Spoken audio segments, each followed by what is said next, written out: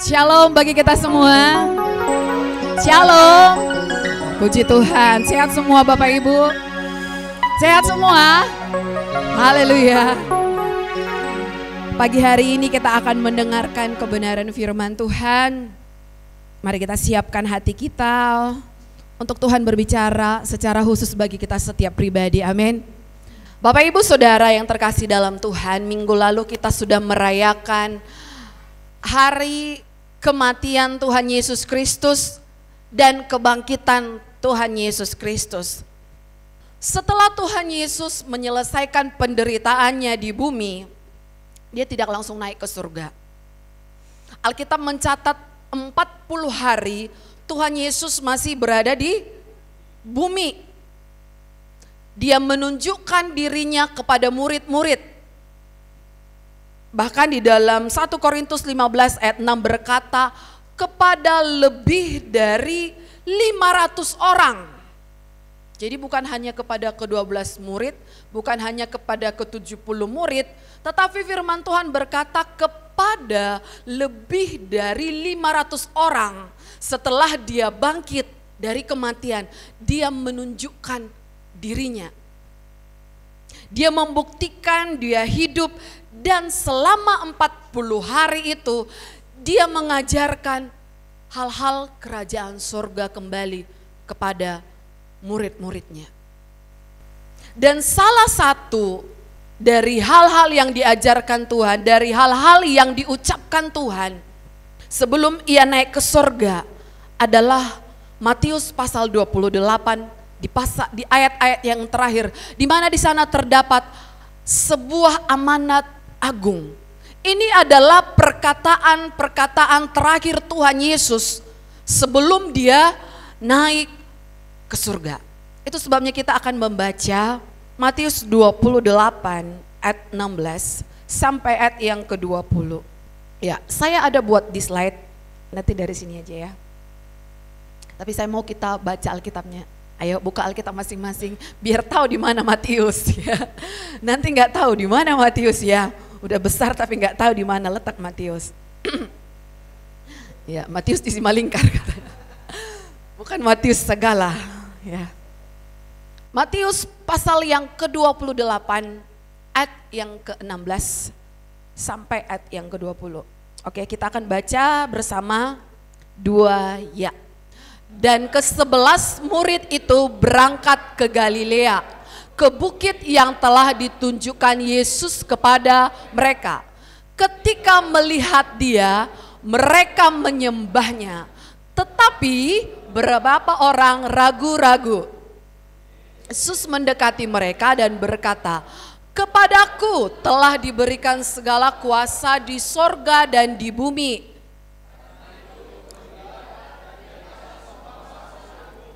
Dan baptislah mereka dalam nama Bapa dan Anak dan Roh Kudus.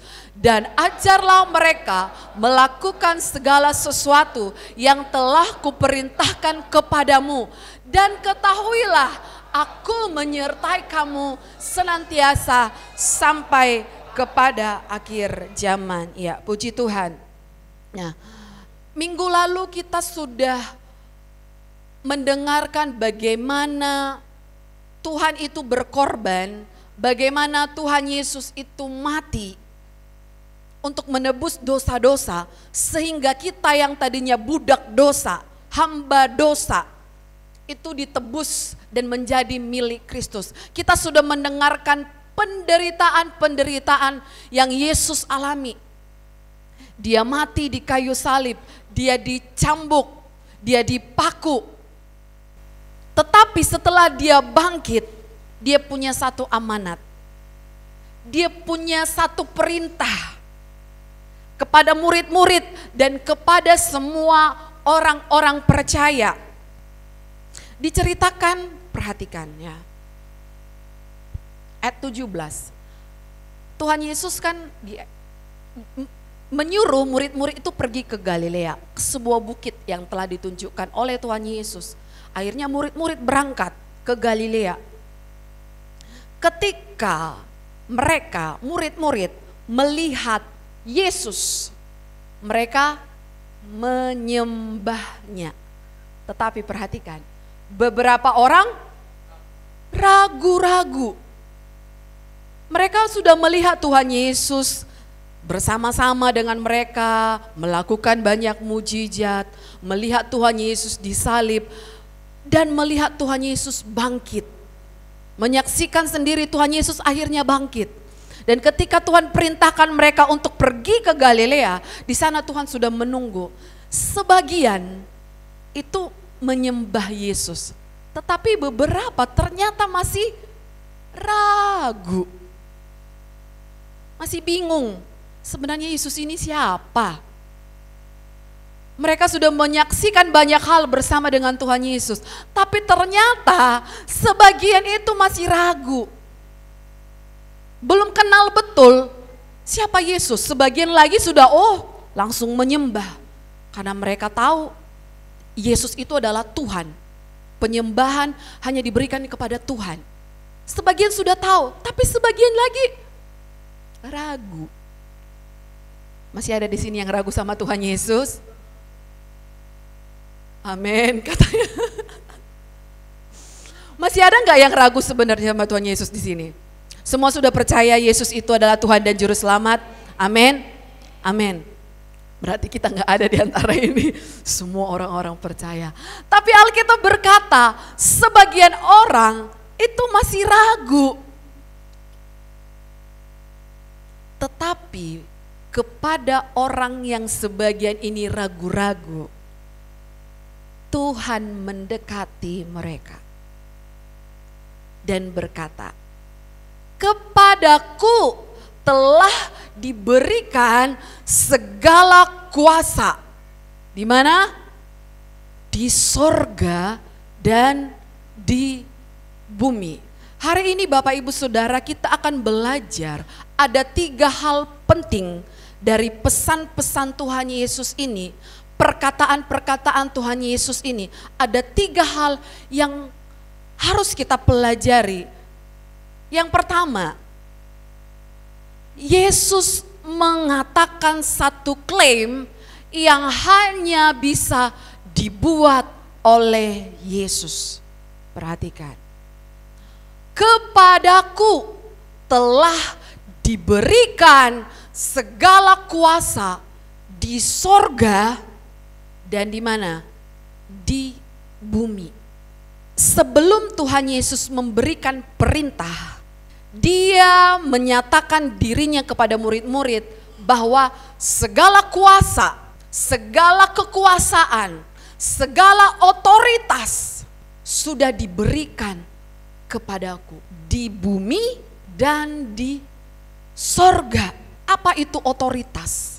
Otoritas itu adalah kemampuan membuat orang lain patuh terhadap satu perintah karena dia punya kekuasaan, hak untuk memerintah, hak untuk mengatur.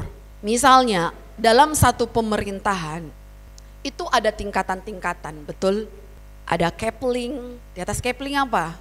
Lurah, camat, bupati, wali kota, gubernur, terus presiden.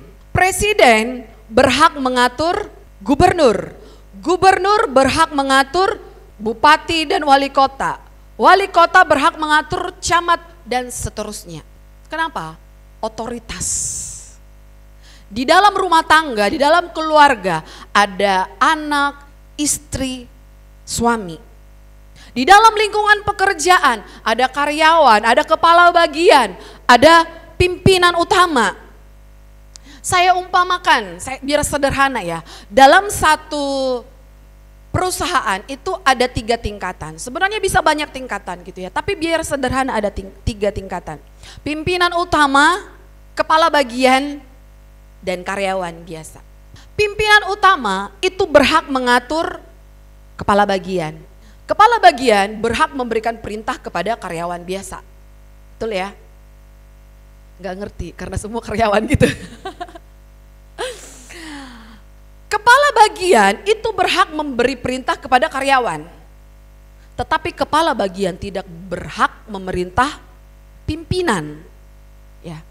Karyawan tidak berhak memerintah kabak, dan pimpinan utama. Ya. Tetapi perhatikan, seandainya pimpinan utama memerintahkan karyawan supaya karyawan ini memakai mobil dinas kepala bagian yang di tengah, bisa enggak? Bisa. Padahal tadi karyawan itu tidak berhak kepada kepala bagian. Tetapi karena perintahnya berasal dari pimpinan utama kepada karyawan, maka dia berhak. Kata bos, kami harus memakai mobil Bapak, ya tetap dengan hormat lah gitu ya. Tetapi hanya sebatas yang diperintahkan, ya. Misalnya hanya sebatas mobil gitu ya. Dia tidak berhak, oh rumahmu juga kami pakai. Enggak, hanya sebatas yang diperintahkan oleh pimpinan utama. Sampai di sini mengerti? Amin. Nah, Tuhan Yesus mengklaim bahwa dirinya adalah pemilik semua otoritas, pemilik semua kuasa. Di bumi ini banyak penguasa-penguasa, betul? Banyak presiden, banyak raja-raja, banyak perdana menteri yang memiliki otoritas, yang memiliki kuasa. Tetapi Tuhan berkata, Tuhan Yesus berkata, segala kuasa di bumi Tuhan yang pegang. Gak ada presiden bisa ngatur Tuhan, gak ada raja, gak ada perdana menteri bisa ngatur Tuhan Yesus. Betul? Tapi saudara, pemerintahan itu tidak hanya ada di bumi, ada juga di sorga, di langit dan di bumi, di udara. Sorga itu kan luas singkupnya gitu ya. Efesus 6 ayat 12 berkata bahwa ada pemerintahan-pemerintahan, ada penguasa-penguasa, ada penghulu-penghulu dunia yang gelap, ada roh-roh jahat di udara. Mungkin kita nggak melihat ini semua, tetapi firman Tuhan berkata itu real. Pemerintahan itu bukan hanya ada di bumi, tetapi di udara ini ada penguasa-penguasa, ada penghulu-penghulu, ada roh-roh jahat yang tidak kita lihat, mau percaya atau enggak kita, tetapi itu nyata, tapi enggak kita lihat. Tetapi firman Tuhan berkata segala kuasa di bumi, di langit, di sorga, di udara, itu sudah diberikan kepada Tuhan Yesus. Jadi Tuhan tidak hanya berotoritas di bumi, tetapi dia juga berotoritas di sorga. Dia berotoritas di langit, dia berotoritas di udara. Berotoritas atas apa yang tidak kita lihat. Ketika Tuhan mengatakan ini, Tuhan sedang tidak bercanda, Bapak Ibu Saudara. Tuhan tidak sedang bergurau, Tuhan tidak sedang omon-omon, ya, tidak asal ngomong.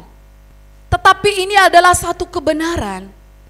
Kenapa Tuhan harus menyatakan ini terlebih dahulu kepada murid-murid? Segala kuasa telah diberikan kepadaku di bumi dan di surga.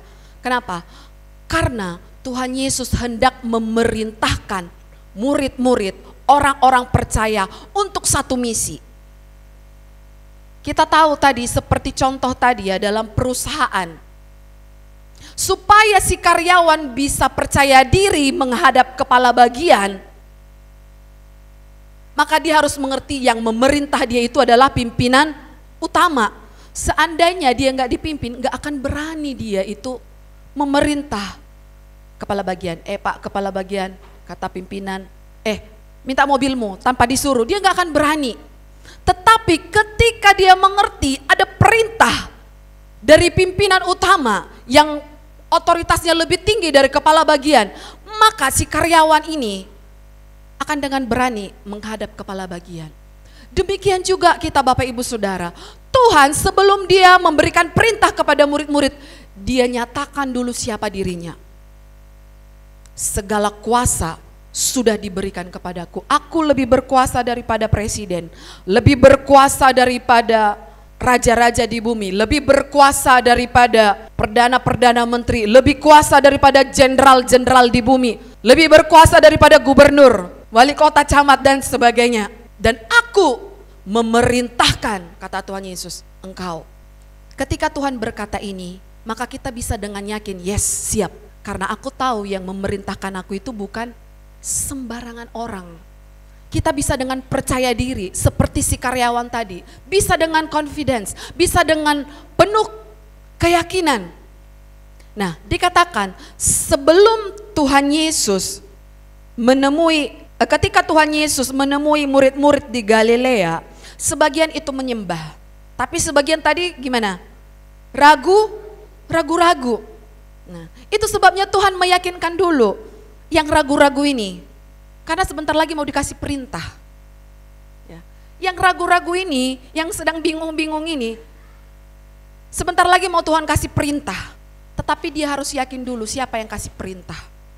Itu sebabnya Tuhan Yesus berkata, segala kuasa, segala otoritas sudah diberikan kepadaku. Sampai di sini kita mengerti ya, siapa yang memerintah kita ya. Itu sebabnya jangan takut. Jangan takut memberitakan Injil.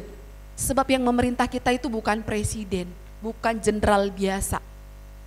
Tetapi pemilik semua otoritas. Amin. Nah, yang kedua, Tuhan Yesus mengucapkan perintah yang hanya bisa diberikan oleh Tuhan Yesus. Perhatikan ayat 19. Karena itu, nah, karena apa? Karena aku yang memerintah atas semuanya, oleh karena itu, pergilah, jadikanlah semua bangsa muridku, dan baptislah mereka dalam nama Bapa dan Anak dan Roh Kudus, dan ajarlah mereka melakukan segala sesuatu yang telah kuperintahkan kepadamu. Setelah Tuhan Yesus memperkenalkan dirinya sebagai pemilik segala otoritas, kemudian dia memberikan mandat. Dia memberikan perintah. Siapa yang berhak memberikan perintah? Orang yang berotoritas tentunya. Di rumah siapa yang berhak memberikan perintah? Semua kan. Orang tua berhak memerintah anak, betul? Anak tidak berhak memerintah orang tua, minta tolong bisa. Ya, kalau anak memerintah orang tua itu namanya nggak tahu diri. Ya. Yesus tadi menyatakan dirinya sebagai pemilik semua otoritas di sorga dan di bumi. Nah, kemudian si pemilik otoritas ini memberikan perintah, memberikan amanat. Apa amanatnya? Sekarang kamu pergi. Jadikanlah semua bangsa muridku, baptislah mereka dalam nama Bapa dan Anak dan Roh Kudus, dan ajarlah mereka melakukan segala sesuatu yang telah kuperintahkan kepadamu. Dalam kitab Markus dikatakan, beritakanlah Injil kepada segala makhluk. Beritakanlah kabar baik, beritakanlah keselamatan, beritakanlah bahwa Tuhan mengampuni, bahwa orang-orang berdosa diperdamaikan dengan Allah melalui Yesus Kristus. Karena begitu besar kasih Allah akan dunia ini. Beritakanlah kabar tentang Yesus. Itu sebabnya Tuhan Yesus melepas murid-murid, merilis murid-murid untuk pergi memberitakan kabar baik, memberitakan kabar keselamatan.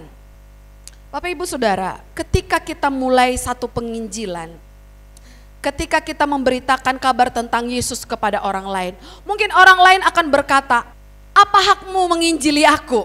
Tetapi kita akan punya jawabannya. Kenapa? Karena yang punya otoritas yang perintahkan. Seperti komandan tadi, kenapa si karyawan berani meminta mobil kepada Kabak? Karena perintah langsung dari pimpinan utama. Kita bisa dengan berani karena kita adalah pelayan dari pemegang otoritas bumi dan surga. Kita diperintahkan oleh komandan satu. Saya mau Bapak Ibu Saudara, kita membangun kepercayaan diri. Amin. Selama ini mungkin kita nggak percaya diri gitu ya. Aduh, siapa kali aku ngomong ke orang. Tetapi hari ini saya mau kita semua membangun kepercayaan diri, amin. Karena yang merintah siapa? Tuhan langsung. Jadi Bapak Ibu Saudara, tugas memberitakan Injil ini, kita melakukan pemberitaan Injil ini bukan karena didorong oleh rasa takut, rasa bersalah, tiap minggu Pak Gembala bilang udah pergi menginjil gitu ya. Bukan karena kata-kata Pak Gembala gitu ya. Tetapi karena Yesus sendiri sudah perintahkan, Komandan 1 sudah perintahkan. Amin. Itu sebabnya jangan takut. Yohanes 20 ayat 21. Perhatikan semua ke depan. Maka kata Yesus sekali lagi, damai sejahtera bagi kamu. Sama seperti Bapa mengutus aku, demikian juga sekarang aku mengutus kamu. Siapa yang percaya dan dibaptis akan diselamatkan. Tetapi siapa yang tidak percaya akan saya mau bertanya, sebelum ini kita beritakan kepada orang lain, apakah kita semua benar-benar percaya bahwa Tuhan Yesus itu adalah Tuhan dan Juru Selamat? Amin. Apakah di hati kita itu benar sudah kita yakini Tuhan Yesus itu adalah Tuhan dan Juru Selamat kita? Amin. Saya berharap kita semua sudah clear dengan itu ya. Sebelum kita pergi, kita harus yakin dulu. Kita ini benar-benar percaya sama Tuhan. Karena dikatakan siapa yang tidak percaya akan dihukum, akan dibinasakan. Kadang mungkin di mulut kita bisa berkata aku percaya kepada Tuhan Yesus. Tapi benarkah kita percaya di dalam hati kita kepada Tuhan Yesus? Benarkah kita percaya bahwa dosa-dosa kita diampuni oleh Tuhan Yesus? Karena kalau kita tidak percaya, kita akan dihukum, kita akan dibinasakan. Akan mati selama-lamanya. Hari-hari ini Bapak Ibu Saudara di media sosial ada banyak orang yang menghujat Tuhan Yesus. Ada banyak orang yang tidak percaya. Walaupun pemberitaan Injil sekarang itu sangat mudah diakses ya. Di media sosial sudah banyak pemberitaan Injil. Tetapi banyak yang menyangkal, bahkan menghujat Tuhan Yesus. Tetapi firman Tuhan berkata, apabila tidak percaya akan dibinasakan. Sebaik-baiknya orang di luar sana, sehebat-hebatnya dia, sekaya-kayanya orang di luar sana, kalau tidak percaya kepada Tuhan Yesus sebagai Tuhan dan Juru Selamat, akan dibinasakan. Itu sebabnya firman Tuhan Yesus berkata ini sangat penting dan perintah ini harus dilakukan. Ini adalah satu perintah yang membuat rasul-rasul rela mati. Bukan untuk menunjukkan, oh aku hebat, aku mati untuk Kristus. Bukan itu tujuan para rasul. Mereka tahu kalau mereka pun mati untuk Injil Kristus, mereka akan Tuhan permuliakan suatu saat. Tetapi bukan itu yang mendorong mereka. Yang mendorong mereka adalah karena mereka mengerti siapa yang tidak percaya itu akan dihukum. Itu sebabnya mereka begitu berani pergi memberitakan Injil supaya sebanyak mungkin orang dapat percaya kepada Tuhan Yesus. Konsekuensi jika perintah ini diabaikan adalah akan banyak orang berderet-deret dibinasakan. Roma 10 ayat 14. Kita baca bersama. 2 ya. Tetapi bagaimana mereka dapat berseru kepadanya jika mereka tidak percaya kepada dia? Bagaimana mereka dapat percaya kepada dia jika mereka tidak mendengar tentang dia? Bagaimana mereka mendengar tentang dia jika tidak ada yang memberitakannya? Tuhan menginginkan setiap manusia mengenalnya dan menerima keselamatan yang hanya ada di dalam Yesus. Namun ada satu kenyataan penting, iman tidak lahir dalam hati manusia begitu saja tanpa mendengar Injil. Kelanjutan dari Roma 10 ini. Perhatikan. Jadi iman timbul dari pendengaran dan pendengaran oleh firman Kristus. Ayat ini Bapak Ibu Saudara dari ayat 14 tadi sampai ayat 17. Ini menunjukkan satu alur. Perhatikan alurnya ya. Bagaimana seseorang dapat berseru jika tidak percaya? Bagaimana bisa berseru kepada Tuhan jika tidak percaya kepada Tuhan? Bagaimana bisa percaya kepada Tuhan jika tidak mendengar tentang Dia? Bagaimana mereka mendengar tentang Dia kalau tidak ada yang memberitakan? Artinya apa Bapak Ibu Saudara? Kita orang-orang yang sudah percaya kepada Tuhan Yesus Kristus punya peran yang sangat penting. Katakan sangat penting. Sangat penting.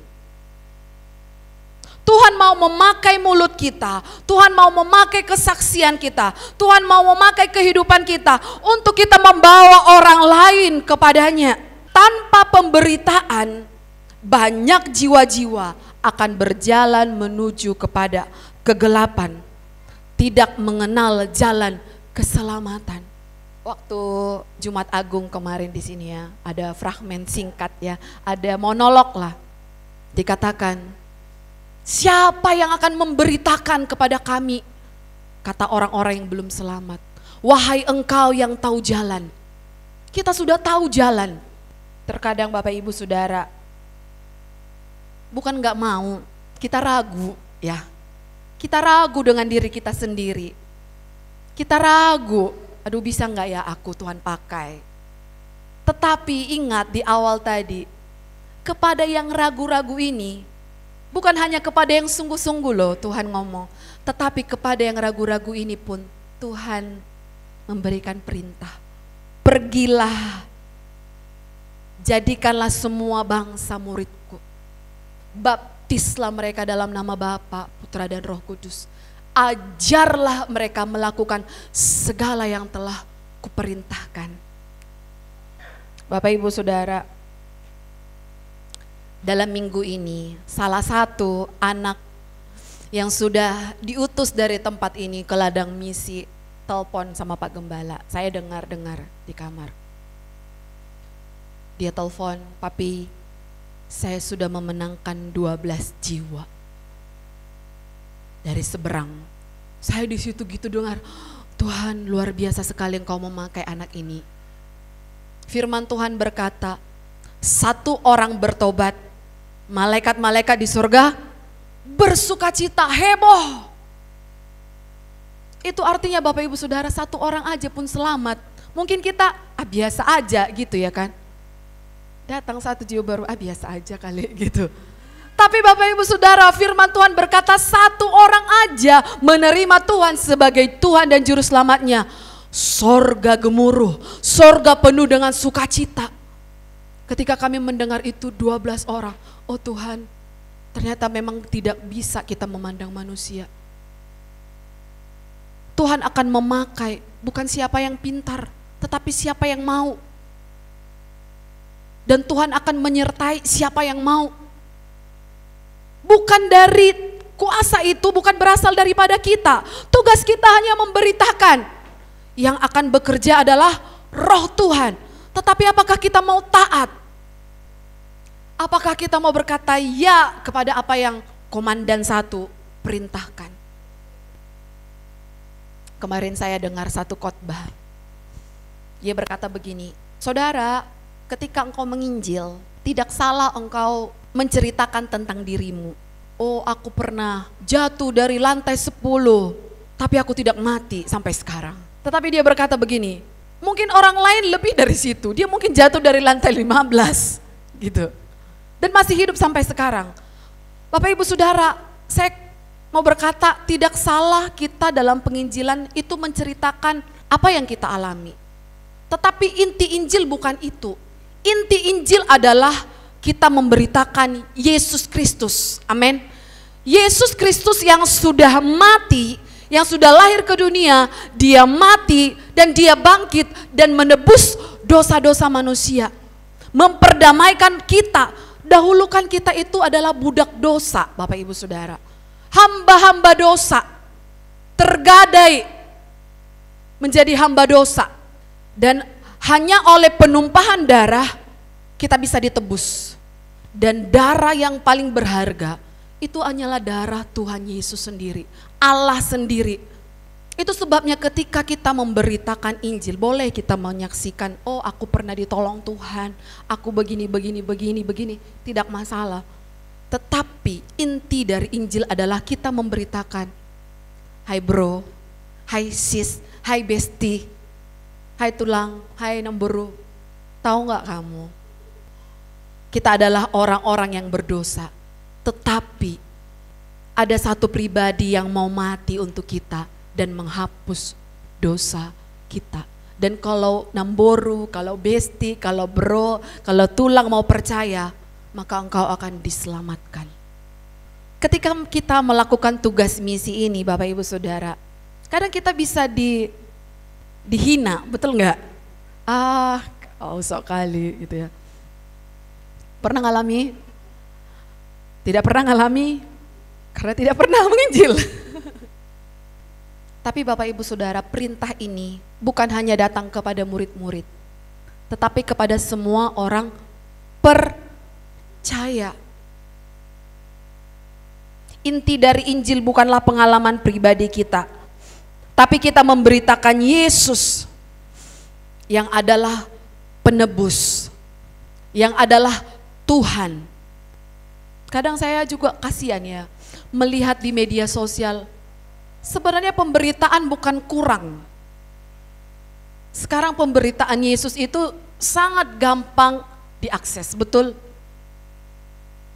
Tapi masih begitu banyak orang yang tidak percaya kepada Tuhan. Tapi apa nasib mereka? Firman Tuhan berkata, siapa yang tidak percaya? Banyak orang percaya kepada Yesus, tetapi tidak percaya sebagai Tuhan dan Juru Selamat. Percaya Yesus itu memang ada. Tetapi Alkitab clear mengatakan, siapa yang tidak percaya kepada Tuhan Yesus akan dibinasakan. Orang bisa dengan begitu sombong menghujat. Itu sebabnya Bapak Ibu Saudara, perintah ini menjadi begitu penting karena resikonya begitu besar. Tuhan Yesus dikatakan, karena begitu besar kasih Allah, Tuhan sangat mengasihi semua orang. Mengasihi orang-orang berdosa, mengasihi orang dari semua latar belakang, suku, kaum, dan bahasa. Bahkan mengasihi semua agama. Tuhan sangat mengasihi, karena begitu besarnya lah kasih Tuhan, Dia berikan anaknya yang tunggal. Tetapi syaratnya harus percaya. Gimana bisa percaya? Harus diberitakan. Bapak Ibu Saudara, Tuhan sudah tempatkan kita di lingkungan kita masing-masing. Di keluarga kita kah? Di tempat kerjaan kita kah? Di sekolah? Di tempat pekerjaan? Tuhan sudah tempatkan kita masing-masing. Hari ini Bapak Ibu Saudara, coba perhatikan, dari lingkungan kita itu ada enggak yang belum mengenal Tuhan Yesus? Yang belum percaya kepada Tuhan Yesus? Kalau mereka belum mengenal, siap enggak kita memberitakan? Tugas kita, firman Tuhan hanya memberitakan. Menjamah itu, mengubahkan hidup mereka itu Tuhan Yesus. Amin. Tugas kita itu hanya memberitakan. Tapi terkadang kita takut. Mungkin ketika pun saya sudah ngomong gini, yang ngutus kita itu adalah komandan 1. Mungkin kita akan masih kesulitan, oh Tuhan, beneran gak ini ya? Tapi saya mau kita berdoa, kita semua yang ada di sini menjadi jemaat yang misioner, amin. Punya hati misi, amin. Amin. Saya mau kita semua punya hati misi. Kalau lihat orang, ya Tuhan, kalau gak percaya ini nanti binasa lah ini, kuberitakanlah kabar keselamatan. Mau tolak atau enggak itu terserah dia. Bukan kamu yang ditolak, tapi Yesus, kalaupun mereka akhirnya menolak. Tapi coba lihat, coba berbelas kasih kepada orang-orang yang ada di sekitar kita. Tuhan sudah kasih perintah. Sekarang tergantung kita mau jadi murid yang taat atau murid yang mau tinggal di zona nyaman? Apakah kita mau menjadi murid yang dipuji oleh Tuhan Yesus? Itu semua terserah kepada kita. Tetapi firman Tuhan jelas berkata bahwa orang-orang yang mau menderita demi Injil Kristus, Tuhan janjikan kemuliaan yang melebihi dari penderitaannya. Jauh melebihi penderitaannya. Paulus berkata, sampai berhadapan dengan binatang buas pun dia jalani. Karam di lautan dia jalani. Kita apa yang sudah kita buat? Kita yang sudah diselamatkan. Mungkin hanya dihina orang sedikit, kau. Mungkin iman kita sudah ciut. Tapi kita ciut kenapa? Karena kita nggak tahu, karena kita nggak ngerti. Ada upah yang Tuhan sediakan kepada orang-orang yang rela menderita demi Injil Kristus. Murid-murid Tuhan Yesus, semua ada yang jatuh bangun. Tetapi ketika Tuhan memberikan perintah ini kepada mereka, mereka menjadi orang-orang yang rela mati. Yang berikutnya, yang ketiga, Tuhan mengucapkan penghiburan yang hanya bisa disediakan oleh Tuhan Yesus. Perhatikan, aku menyertai kamu senantiasa sampai kepada akhir zaman. Jadi pesan ini tidak hanya murid-murid Tuhan Yesus pada saat itu, tetapi sampai kepada orang-orang yang melakukan amat ini sampai kepada akhir zaman. Artinya kita, sampai kepada kita pun Tuhan berkata, aku menyertai kamu. Bapak Ibu Saudara, ketika seorang anak, misalnya si Joserin gitu ya, mungkin kalau malam-malam gitu ya, jam 12 malam, Ein, pergi sana kamar mandi, pipis dulu sebelum bobo. Ini udah misalnya tengah malam gitu ya. Mungkin bisa takut sendiri gitu ya. Tapi ketika saya sertai, dia bisa sambil ke jalan kamar mandi itu menari-menari. Tapi kalau sendiri, takut. Tapi ketika saya sertai, dia pun sambil pegang-pegang apa, dia sambil jalan menuju kamar mandi, dia menari-menari. Kenapa? Karena dia tahu ada yang menyertai. Karena dia tahu saya ada di sana. Saudara, kalau kita tidak mengerti Tuhan menyertai kita, maka kita akan ketakutan memberitakan Injil, amin. Tapi seandainya kita punya bayangan begini, ini ada orang yang mau kita layani, Tuhan Yesus di samping kita nih. Berani gak kita? Kita kan berani karena Yesus ada di samping. Secara nyata lah dulu misalnya kita melihat Tuhan Yesus ada di samping kita, maka kita akan dengan berani. Karena apa? Komandan satunya ada di samping, iya gak? Tapi karena selama ini kadang kita tidak menyadari Tuhan menyertai kita. Kita kadang gak ngerti disertai Tuhan. Kenapa? Karena gak kita lihat. Aku gak lihat Tuhan Yesus kok ada. Gak beranilah aku. Tetapi seandainya Bapak Ibu Saudara kita mengerti kebenaran firman Tuhan ini. Aku menyertai kamu senantiasa. Bapak Ibu Saudara, ketika Tuhan Yesus datang ke dunia dan hadir sebagai manusia, ketika dia berada di kota A, maka kita tidak akan menemukan dia di kota B, betul? Ya, itu sebabnya ketika Tuhan Yesus hadir misalnya di kota A, mereka ada orang-orang yang mendengar, maka orang-orang itu yang mendatangi. Tuhan tidak hadir di sini, Tuhan tidak hadir di sana, betul? Betul? Tapi Bapak Ibu Saudara, ketika Roh Kudus dicurahkan pada hari Pentakosta, pada hari ke-50, kepada murid-murid, Roh Allah tinggal berdiam di mana? Di dalam kita. Roh Kudus itu kan Allah. Betul? Gak tahu.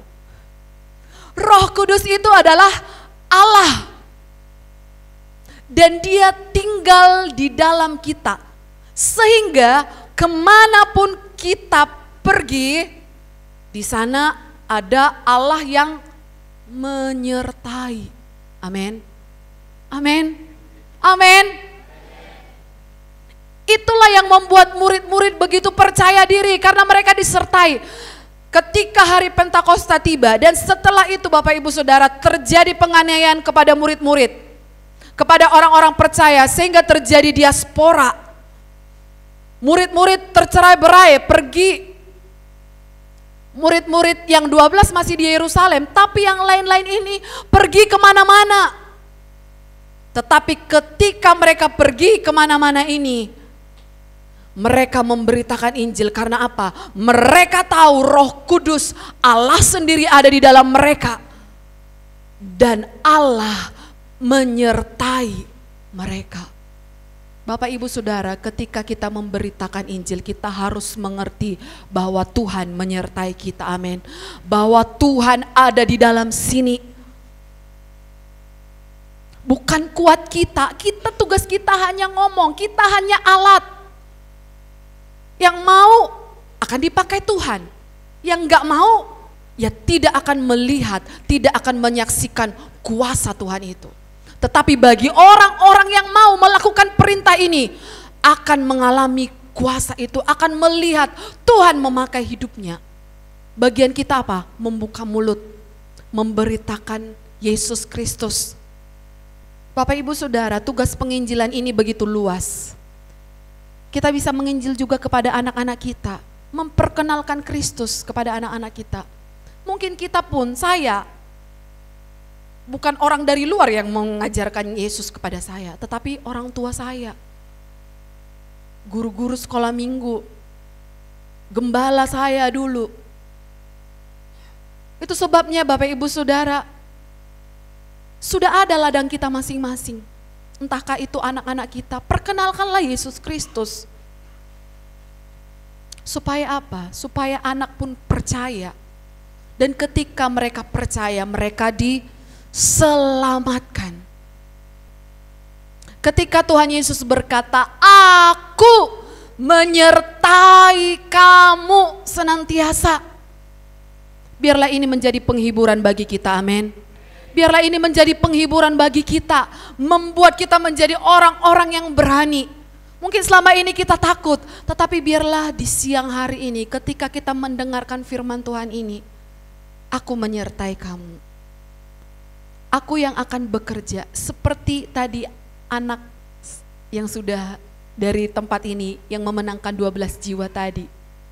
Ketika dia mau melangkah, ketika dia membuka mulutnya, Bapak Ibu Saudara, kalau dia cerita, dia mengalami penderitaan, pernah pengen diamuk masa. Mungkin kita belum seperti itu. Mungkin kita belum berani mempertaruhkan nyawa kita. Tapi saya melihat, oh iya ya, dia tidak menyayangkan nyawanya. Dia berani mengambil resiko itu. Sehingga apa? Tuhan memakai hidupnya. Biarlah keselamatan ini tidak hanya tinggal kepada kita, amin. Tapi kita sudah diperintahkan oleh Yesus, komandan yang memiliki semua otoritas di bumi dan di sorga. Biarlah hari ini kita boleh dengan yakin, kita boleh dengan percaya. Mungkin orang tua kita belum selamat. Mungkin kita akan mengalami penolakan ketika kita memberitakan Injil kepada orang tua kita. Tetapi yakinkanlah hati kita bahwa yang memerintah kita itu adalah pribadi yang begitu luar biasa. Segala kuasa sudah diberikan kepadanya di sorga dan di bumi. Bapak Ibu Saudara, ketika kita memberitakan Injil, tidak selamanya kita akan mengalami mujizat-mujizat yang spektakuler. Perhatikan Bapak Ibu, ketika Petrus memberitakan Injil, dia pernah ditangkap oleh pasukan Romawi, ya. Dia pernah ditangkap dan dimasukkan ke dalam penjara. Tetapi Tuhan Yesus pernah membebaskan dia. Jadi malaikat melepaskan Petrus ketika dia di dalam penjara, dia membawa Petrus yang tadinya sebenarnya terkurung dan dijaga ketat. tetapi dia bisa keluar dan malaikat membawanya dan dia memberitakan Injil, memberitakan kabar tentang Yesus di bait suci. Terus ketika diperiksa, ternyata Petrus tidak ada di penjara. Semua pengawal masih di sana lengkap, pintu masih terkunci, tetapi mujizat yang luar biasa terjadi. Dia dibebaskan oleh Tuhan. Tapi perhatikan Bapak Ibu Saudara, tidak selamanya ketika kita memberitakan Injil, kita mengalami pengalaman spektakuler seperti itu. Ada kalanya Petrus dia apa? Disesah, dicambuk. Tetapi apa yang Petrus katakan? Bersukacita. Dia bersukacita. Kenapa? Karena dia menganggap dirinya sudah layak menderita bagi Injil Kristus.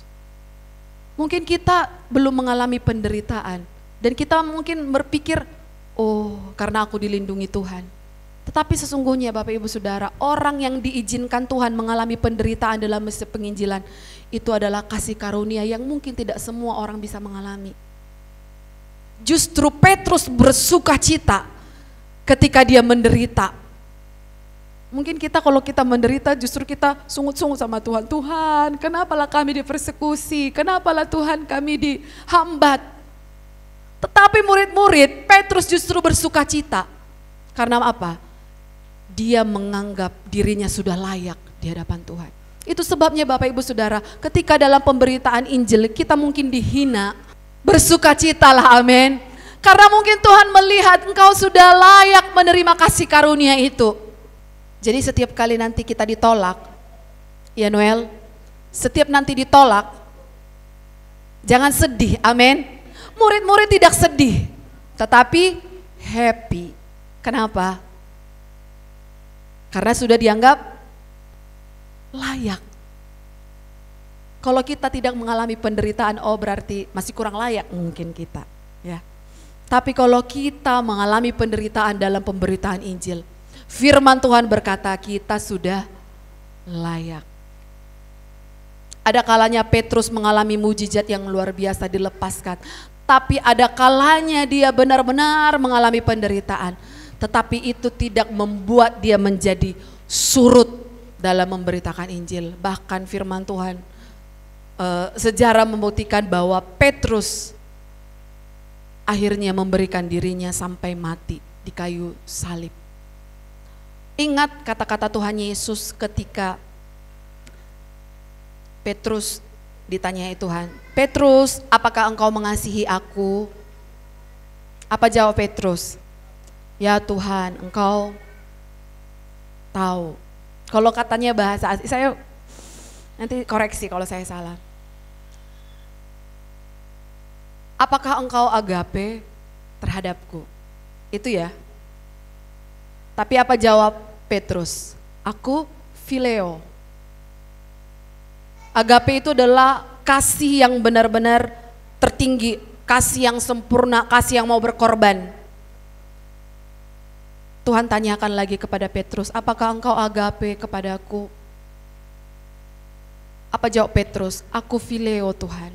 Dia nggak sanggup berkata, aku bisa mengorbankan semua nyawaku. Dia nggak sanggup bilang gitu. Lalu Tuhan katakan sekali lagi, apakah engkau agape Petrus kepadaku? Lalu Petrus menjadi sedih.